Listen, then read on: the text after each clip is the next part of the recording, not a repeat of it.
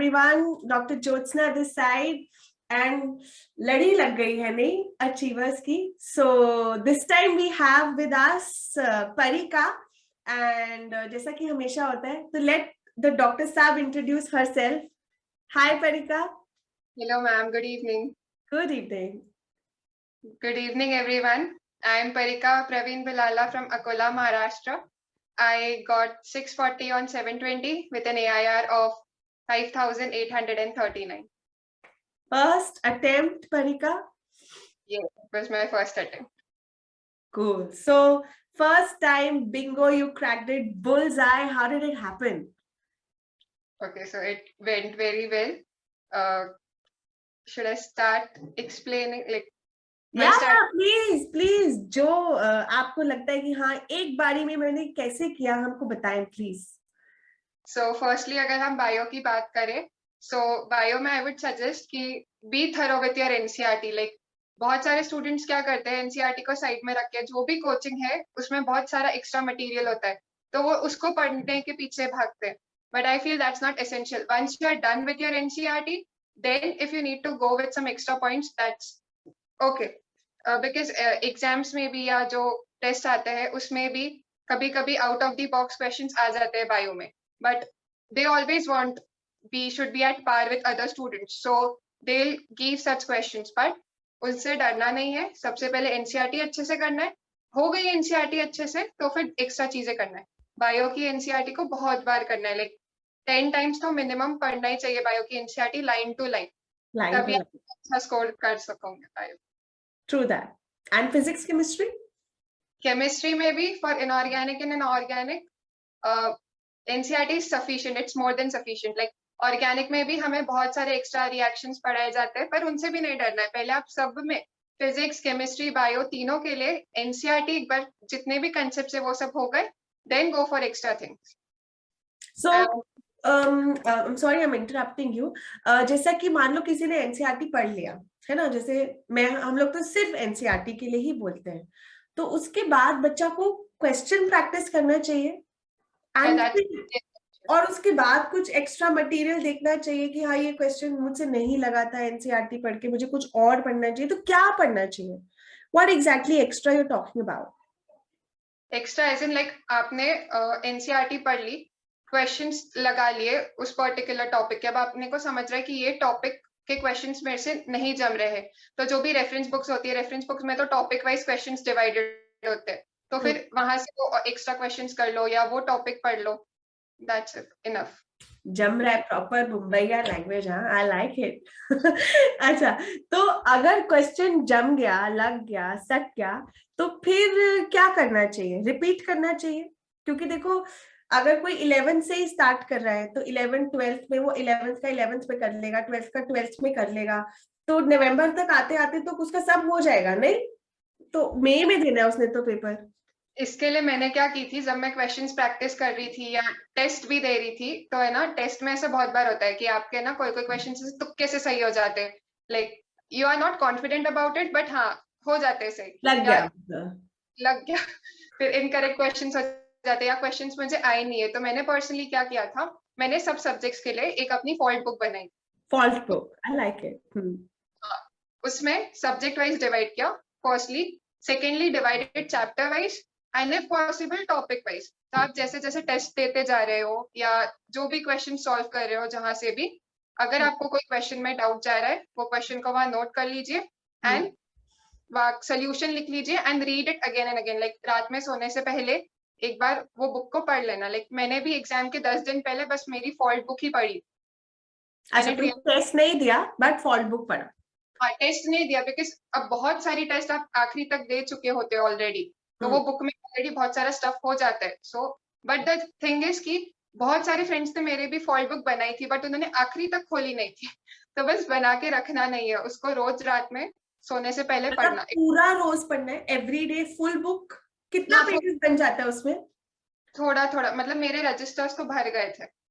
तो पूरा रजिस्टर रोज पढ़ना सोने से पढ़ना 4-5 दिन के लिए अगर आप रेगुलरली पढ़ोगे ना तो वो चीज ऑलरेडी याद हो ही जाएगी आपको कि हाँ ये क्वेश्चन था और ये हो गया. बस फिर एंड तो you just need to turn the pages. वो तो ऐसा होता है कि बाद में अच्छा ये भी आता है, ये भी आता है, ये भी आता है, गड़बड़ नहीं करना, बट पढ़ना पूरा ही बुक है, chapter wise for all chapters. हाँ, दैट्स मतलब नाइस, आप फॉल बुक, एनालिसिस बुक। ठीक है, तो बस वो चैप्टर खोल लो, क्वेश्चंस देख लो उसके, एक बार एनसीईआरटी से या जहाँ से भी रिवाइज करना है कर लो, and then you are good to go with that chapter. एकदम झक्कास तैयारी होगी, मस्का अब तुम लगाने को रेडी हो, राइट? तो in this entire journey of your 11th 12th and no drop and first go, how did Udaan help you, Parika? या क्वेश्चन प्रैक्टिसिंग जो उड़ान के चैनल पे भी बहुत सारे आप लोगों ने एंड में मिनी क्वेश्चन बैंक डालना शुरू किया था, that was really very helpful.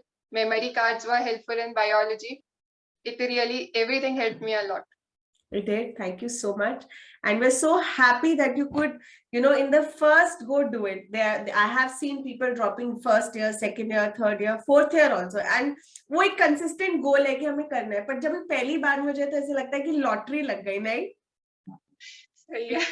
It feels like अब तो फर्स्ट फुल्लान, क्या इसको क्या बोलेंगे मुंबईया भाषा में, अभी अपना रापचिक एंट्री हो गया, अभी अपने को सिर्फ पढ़ने का है। हाँ, चलो, that is so nice to here.